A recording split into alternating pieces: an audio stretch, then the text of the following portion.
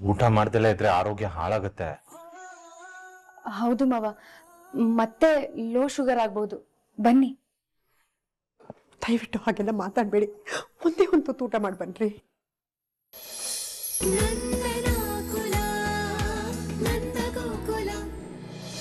ಅದೆಲ್ಲ ನಾಟಕ.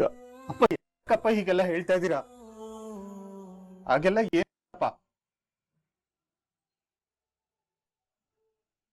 ಮಾಧವ, ನಿನ್ಗೊಂದು ವಿಷಯ ಗೊತ್ತೇನು? ನಾ ಇವರು ಎಲ್ರು ನನ್ನ ಅನಾಥ ಅನಾಥ ಅಂತ ಕರೀತಾ ಇದ್ರು. ಆಗಿದ್ದ ನನ್ನ ಬಾಳಿಗೆ ದೇವತೆಯಾಗಿ ನಿಮ್ಮಮ್ಮ ಗಿರಿಜಾ ಬಂದ್ಲು ಕಣು. ಆಗ ನನ್ಗೊಂದು ಕುಟುಂಬ ಸಿಕ್ತು. ನೀವೆಲ್ಲ ಹುಟ್ಟಿದ್ರಿ. ಯಾರ ಬಾಯಲ್ಲಿ ನನ್ನ ಅನಾಥ ಅಂತ ಕರೀತಿದ್ರೋ ಅದೇ ಬಾಯಿ ಮೇಲೆ ಅವರು ಬೆರಳಿಟ್ಕೊಳ್ಳೋ ತರ ನಾನು ಬದುಕು ತೋರಿಸ್ದೆ ಕಣೋ. ಅವ್ರ ಎದುರುಗಡೆ ತಲೆ ಎತ್ಕೊಂಡು ಬದುಕಿದ್ದೀನಿ. ಮತ್ತೆ ಅವ್ರ ಎದುರುಗಡೆ ತಲೆ ತಗ್ಸೋ ಪರಿಸ್ಥಿತಿ ಬಂತಲ್ಲ ಮಾಧವ.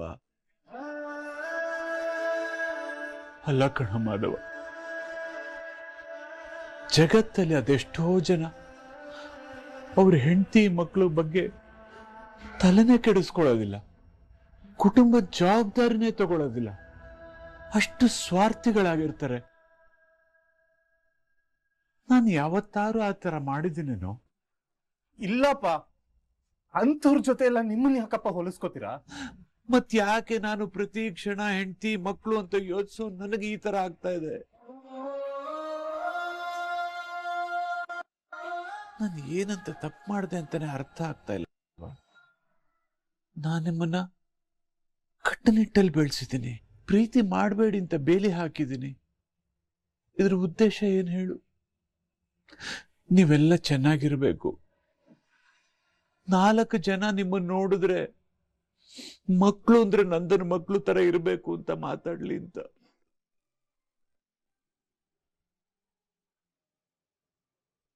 ಕೆಲವರು ಮಕ್ಳು ಈಗ ಮಾತಾಡ್ತಾರೆ, ನಾಳೆ ಅವ್ರಿಗೆ ಮಾಡ್ತಾರೆ ಅಂತ ಹೇಳಿದಾಗ ಹೊಟ್ಟೆ ಊರಿಗೆ ಹೇಳ್ತಾ ಇದ್ದಾರೆ ಅಂತ ಅನ್ಕೋತಿದ್ದೆ ಮಾಧವ.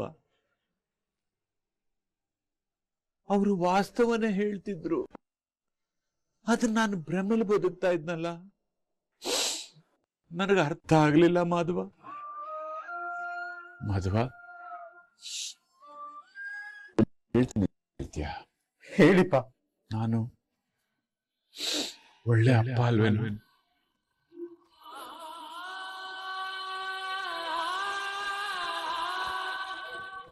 ಇಲ್ಲ ಅಪ್ಪ, ನೀವು ತುಂಬಾ ಒಳ್ಳೆ ಅಪ್ಪ. ನೀವು ನಮಗೋಸ್ಕರ ಎಷ್ಟೆಲ್ಲ ಮಾಡಿದೀರ ಅಂತ ನಮಗ್ ಗೊತ್ತಪ್ಪ.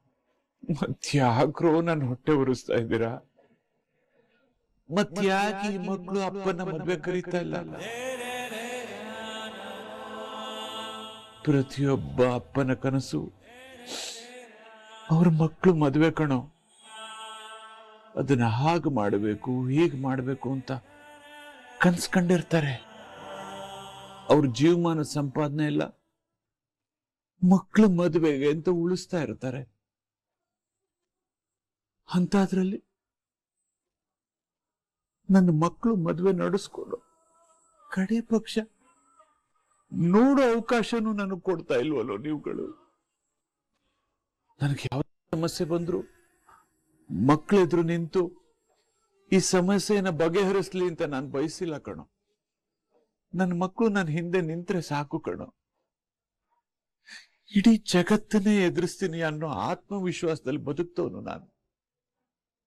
ಆದ್ರೆ ನನ್ನ ಹಿಂದೆ ನಿಂತಿರೋ ಮಕ್ಕಳು ನನ್ನ ಅವಮಾನ ಅನ್ನೋ ಪ್ರಪಾತಕ್ಕೆ ತಳ್ತಾರೆ ಅಂತ ನಾನು ಯಾವತ್ತೂ ಅನ್ಕೊಂಡಿರ್ಲಿಲ್ಲ ಕಣೋ. ಇವತ್ತು ಗಿರಿಜಾ ಬಂದಾಗ ವಲ್ಲಭ ಎಲ್ಲಿ ಅಂತ ಕೇಳಿದಾಗ ಕಾಲೇಜ್ಗೆ ಹೋಗಿದ್ದಾನೆ ಅಂತ ಹೇಳಿದ್ಲು. ಆ ಕ್ಷಣಕ್ಕೆ ನನಗೆ ಕೋಪ ಬಂದ್ರು, ಆಮೇಲೆ ನನಗೆ ಸಂತೋಷ ಆಯ್ತು ಮಾಧವ.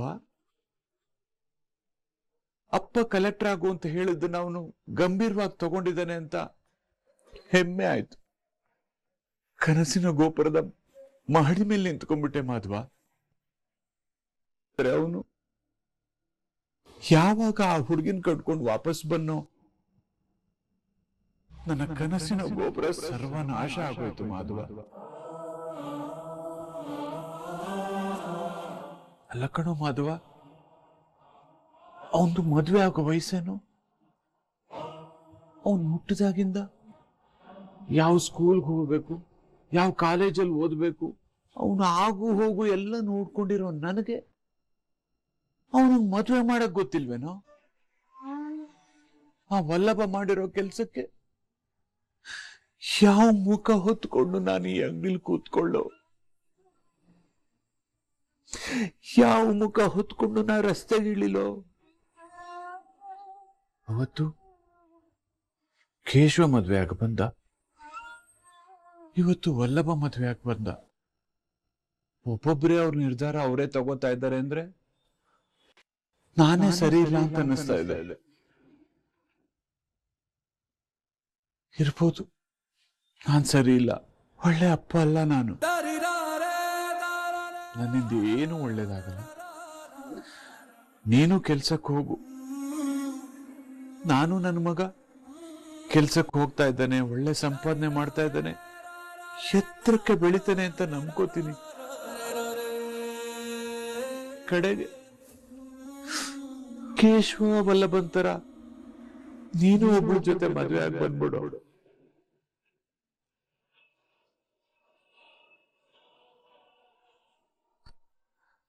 ಹೋಗ್ಬಿಡೋ, ಮದುವೆ ಆಗ್ಬಾ.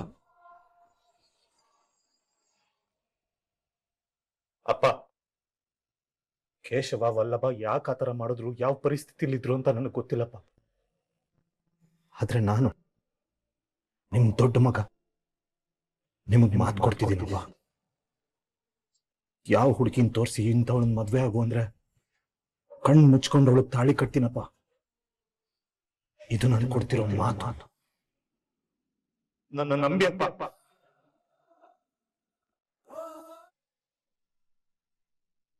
ನೋಡಿ, ಮನೇಲೆಲ್ಲರೂ ನಿಮ್ಗೋಸ್ಕರ ಕಾಯ್ತಾ ಇದ್ದಾರೆ. ಬನ್ರಿ, ಮನೆಗೆ ಹೋಗೋಣ.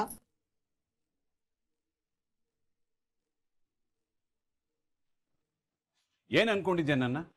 ಇದಕ್ಕೆಲ್ಲ ಹೆದರ್ಕೊಂಡು ಊರ್ ಬಿಟ್ಟು ಹೋಗ್ತೀನಿ ಅಂತನಾ? ಹಾಗಲ್ಲ ರೀ. ಮಾತಾಡ್ಬೇಡ ನೀನು. ಇದಕ್ಕೆಲ್ಲ ನೀನೇ ಕಾರಣ.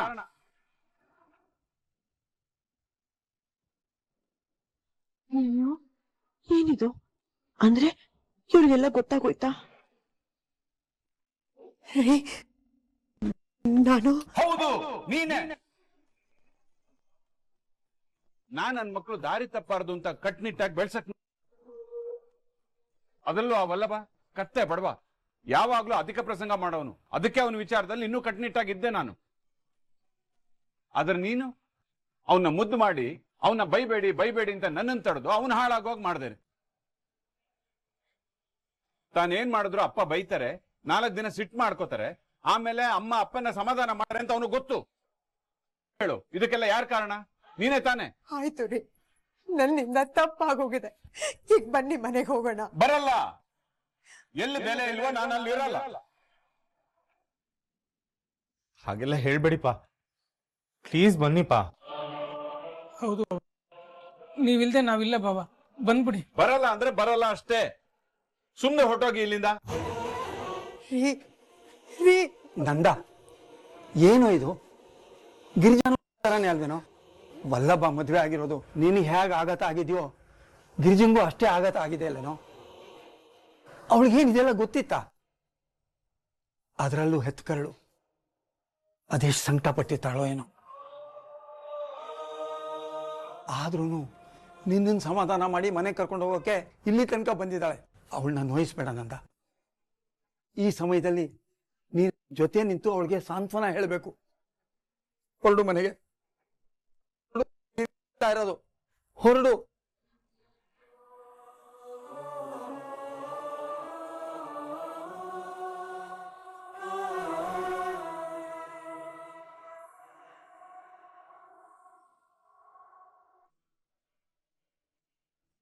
ರೀ, ನೀವು ಕೈಕಾಲು ಮುಖ ತೊಳ್ಕೊಂಡು ನಾನು ಊಟದ ವ್ಯವಸ್ಥೆ ಮಾಡ್ತೀನಿ. ಹೌದು, ಬನ್ನಿ ಮಾವ. ನಂಗೆ ಊಟ ಬೇಡ.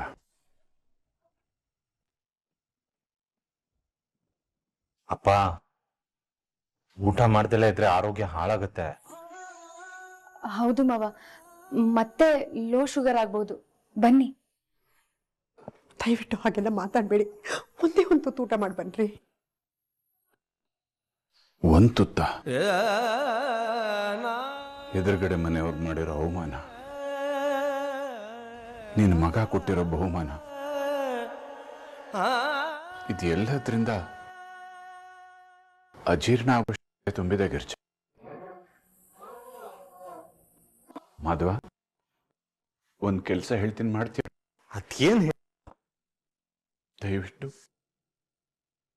ಮನೆ ಮುಂದೆ ಹಾಕಿರೋ ಆ ನಂದಗೋಕುಲ ಬೋರ್ಡನ್ನ ಕಿತ್ತು ಬಿಸಾಕ್ಬಿಡ.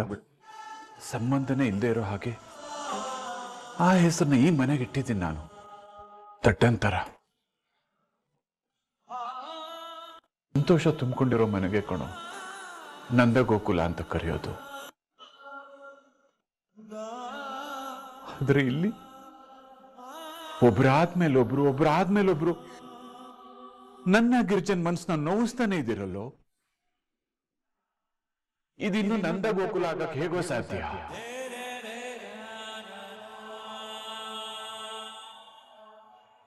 ಈ ಮನೆನ ನಂದನಾಕುಲ, ನಂದಗೋಕುಲ ಅಂತ ಊರ್ನಲ್ಲಿ ಅದೆಷ್ಟು ಜನ ಮಾತಾಡ್ಕೋತಾ ಇದ್ರು. ಆದ್ರೆ ಅವ್ರಿಗೆ ಗೊತ್ತೇ ಇಲ್ಲ ಕಣ್ರು, ಇದು ನಂದನ ಅಸ್ತಿತ್ವನೇ ಇಲ್ಲದೆ ಇರೋ ನಂದಗೋಕುಲ ಅಂತ. ಗಿರ್ಜಾ,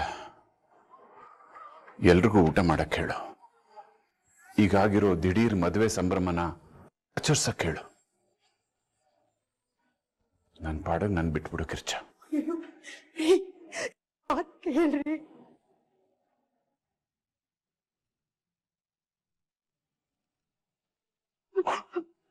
ಮಾಧವ, ನೀನ್ ಹೋಗಿ ನಿಮ್ಮಪ್ಪನ್ ಕರೆಯೋ. ಅವ್ರು ನೀನ್ ಹೇಳಿದ್ರೆ ಮಾತಾಡ್ತಾರೆ. ಹೋಗು ಮಾಧವ. ಅಮ್ಮ,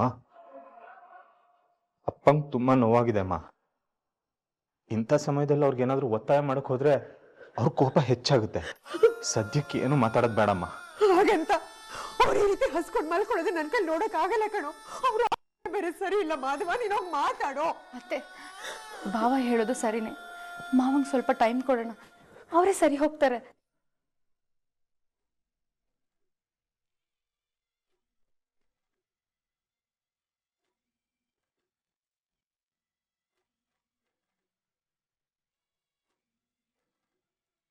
ಸಂತೋಷ ತುಂಬಿಕೊಂಡಿರೋ ಮನೆಗೆ ನಂದಗೋಕುಲ ಅಂತ ಕರೆಯೋದು.